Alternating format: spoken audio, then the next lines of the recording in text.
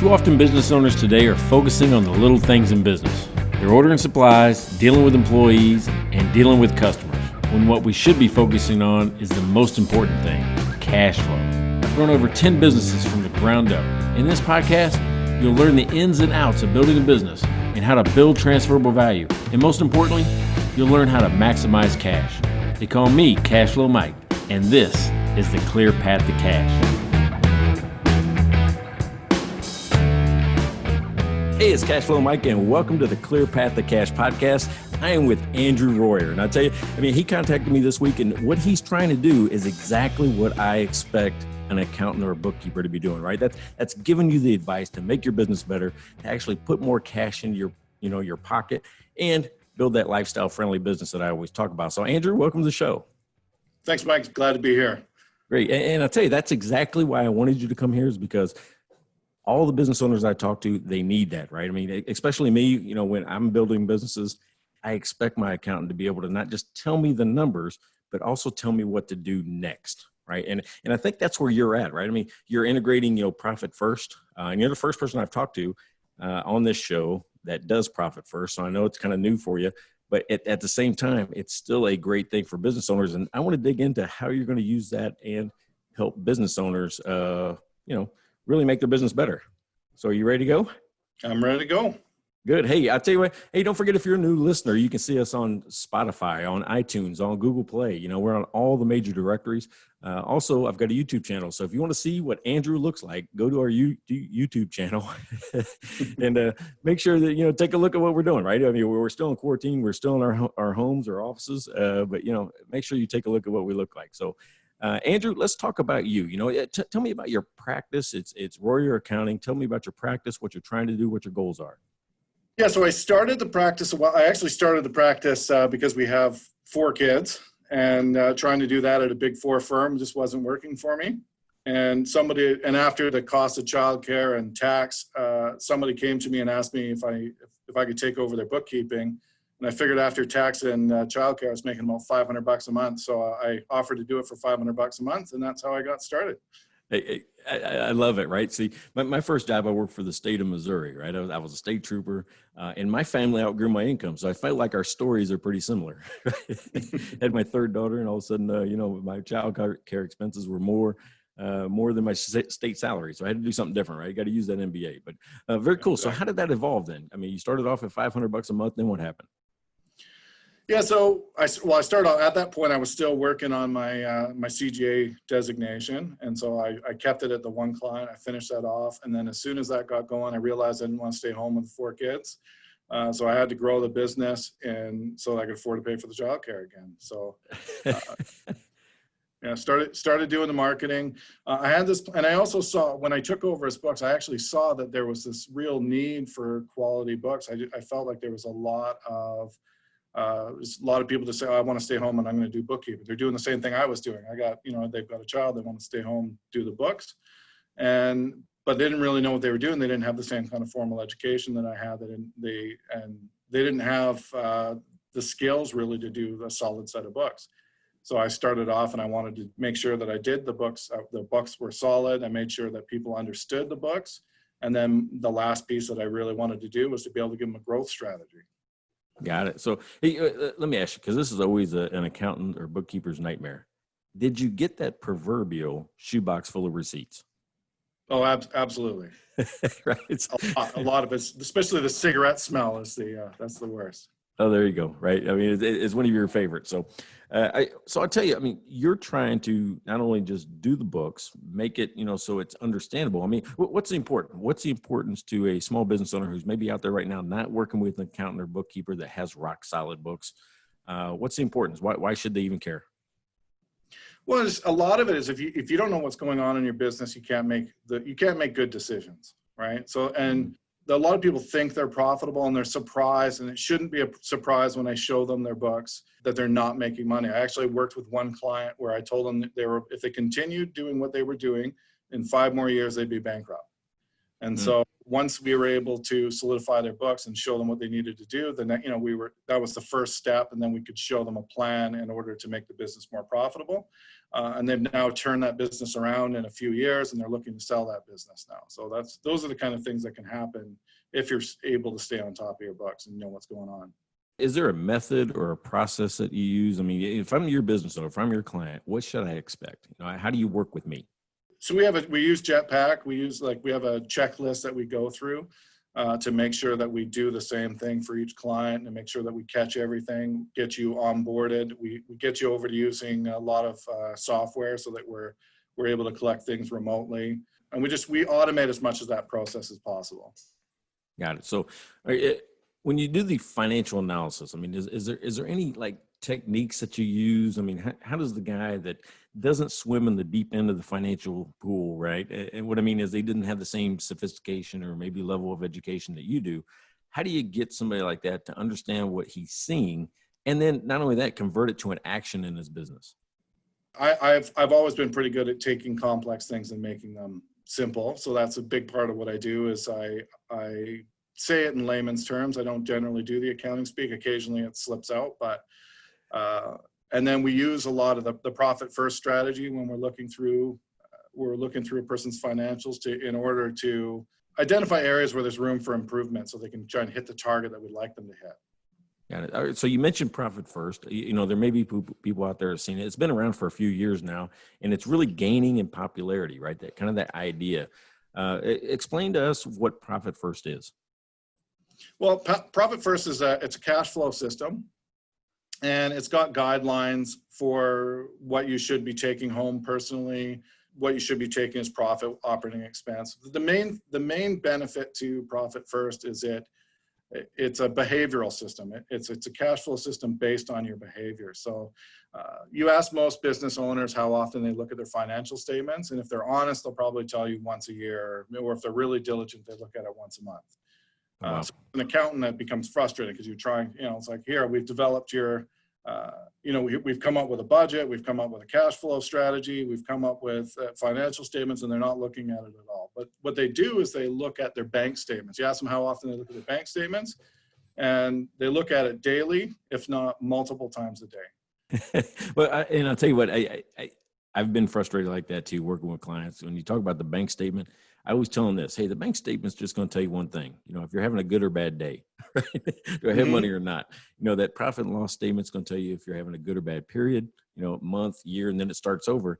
But that balance sheet, and I really preach on balance sheets because that tells you if you have a good or bad business. The whole history of the company is listed there, every management decision. So it's interesting that you do that or talk about that. Going back to profit first, when you said it kind of helps somebody understand what to pay themselves, right? Because that's a big question that business owners have. They don't know how much they should pay themselves. Kind of explain that process to me. So if I use, like, say, for the numbers from 0 to 250,000, so the profit first recommends that if your real revenue is up to 250,000, then what you're going to do is you want to take 50% of that as your owner's pay. So you want 5% profit. Hefty. 50% owner's pay, 30% to operating expenses, and the rest 15% to tax. All right. So it's really, it's going with the profit line first. Then you can determine how much to sell. And then you figure out your expenses, or the expenses is just 15% regardless. Well, yeah. So the big thing that, like, Mike Michalowicz always talks about, it's sales minus. So normally we would say it's sales minus expenses equals profit. Mm-hmm. But the problem with that is that the profit theoretically comes. But for a lot of businesses, that just never happens, because what you're doing is you're chasing that top line. You're trying to increase your revenue. And I was doing the same thing. Mm-hmm. I had 4 kids to feed. I got to make more and more money. And the problem with aiming at that top line revenue is that your expenses end up increasing, because in order to make more revenue, I need more employees. I need a bigger office. So the idea of profit first is let's focus on the profit, because really at the end of the day, that's the money you get to keep. Got it. What I think I just heard you say, though, is at $250,000 in revenue, I could pay myself $125,000. That's right. That's the goal. Yeah. That's a pretty good deal, right? That's a pretty good Yeah. deal for a small business owner. We're good. Hey, I want to remind everybody out there, you can find me on Facebook. Just look for Cashflow Mike. The YouTube channel is also Cashflow Mike. And again, we're on Spotify, we're on Apple, iTunes, we're on the Google Play, Stitcher. Believe it or not, Stitcher is always a big one. So you can find us there. I want to return to Andrew Royer, and we were talking about profit first and being able to help a business owner understand, how to make more money out of their business and how to make those decisions on either what to pay themselves, or I guess we're going to move into how to understand how much you should spend in expenses, right? Because that's the result. It's sales minus your profit equals expenses. Is that the theory? That's right. Yeah. I mean, it's algebra. And if you know anything about algebra, that equation works just the same, except behaviorally, it works a lot better.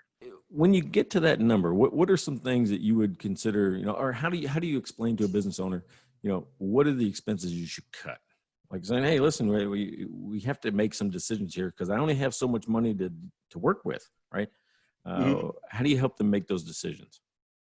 Well, so by flipping that formula around, it forces you to kind of think outside the box. So here's the amount of money that came into the business. Here's how much I'm going to take out in profit. And then we're going to spend the rest of that on operating expenses. So you're limiting your operating expenses. And so it forces you to try and, it's kind of like Mike McAllowitz always talks about the toothpaste analogy. I don't know if you've heard this. No, explain it. When you buy a new tube of toothpaste and you use the toothpaste, you put too much on your toothpaste, you put it under the tap, the water knocks the toothpaste off, it all goes down the drain. Oh, well, you just put more toothpaste on because you've got a full tube of toothpaste. And then as you get towards the bottom of that toothpaste, you're squeezing and twisting and pushing and in order to get, so it's kind of that, it's the Parkinson's law, where our demand expands to meet the supply. By forcefully decreasing that supply, making our operating expense budget smaller, it forces us to come up with ways that we can do the business without spending more. For instance, like I started off and I got a big office space, and when I started, it was just me. That was kind of a silly thing to do. I could have worked from home. I could have rented a space like just when I needed it, not spending $1,500 a month on a rental space that I didn't really need. You know what? The same thing works in traffic, right? So they keep adding more lanes, but it doesn't slow down the traffic. The demand just expands to meet the supply, right? So if I have more lanes of traffic, you're going to have more cars on the road. That's just the exactly. law, right? Well, good. Yeah. All right. So why do you do this? I mean, you went from Big Four accounting. Now you're helping small business owners, but there has to be a reason, right? I mean, it can't, I wouldn't think it's just to make more money. Why do you do this? Well, I've always wanted to run my own business. I've wanted to do that since before I was a teenager. And I kind of just put it off because I didn't know what the direction was that I wanted to do. And then I wanted to do something that would be worthwhile. And I honestly couldn't come up with anything. And then when I did this, I went into this, I started the bookkeeping business, and I just saw this huge need for good books. There were so many people saying that they could do it, but didn't really know what they were doing. And I really wanted to help people grow. That was our goal right from the beginning, is that we wanted to make sure that people had good books, that they understood them, and that they had a strategy to grow their business and be wildly successful. And I think now we have those pieces to help business owners do that. Yeah. Well, right before we started recording the show, you mentioned a success story that was really kind of interesting. You want to bring that up? It was about taking somebody from the very beginning all the way through a successful exit, right? Oh, yeah. So a client had come to me, and I was going over their book. So they came to me, they thought everything was going good. They just thought they needed a couple of small tweaks. And so we went through and we examined their books. And what I noticed with the amount of money they were taking out of the business, versus the amount of money that they were earning, I told them that they had 5 more years left before they went broke.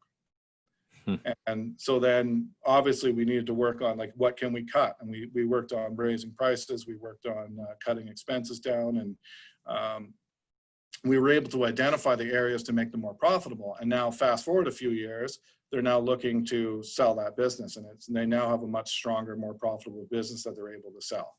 Yeah. So what was the one thing you thought you helped them with that made the biggest difference? Honestly, it was just the clarity, because if they had, at first, they didn't even want to hire me initially because they thought that they had it under control. And this is a lot of business owners think they can do this themselves. They don't change their own oil, but they can do their own books for some reason. And this company they thought everything was great. And I looked at it and I showed them what their numbers were actually telling them. They had a lot of confusion. But that's because we're paying down debt. And then so I had to, okay, well, there's a balance sheet and a profit and loss statement. Your profit and loss statement is losing you money every single year. It has nothing to do with the amount of money that you're paying on debt and everything else. You need to make money to pay down that debt. And so they weren't getting that. And once I was able to explain that to them and show them what was going on, then they were able to they were willing to make the changes. We're kind of wrapping up on our time here, and I always ask, all my guests the same questions. Let's pretend that your best friend is getting ready to start a business. What would you tell him? What's that piece of advice that you give him, right before he steps into, the first phase? Yeah, I would say to always remember to stay doing what you do best. I think as your business grows, you start to want to hire people that make you money. But I think you need to be the one that's doing what you do best and hire somebody to take care of the rest of the stuff. Yeah, hey, good advice, right? I mean, stick to your knitting. Yeah. Well, good. Andrew, thank you very much. And give a plug, what's your website so we can kind of check you out, those type of things? Yeah, royeraccounting.ca. And you can also, if you go there, you can get the first 5 chapters of the book as well. I tell you what, this has been a great session with Andrew Royer. I am Cashflow Mike, and this is the Clear Path to Cash. I want to thank everybody for listening today. And again, hey, go like us, go get notified on new episodes, those type of things. And as always, don't be a dumb business owner.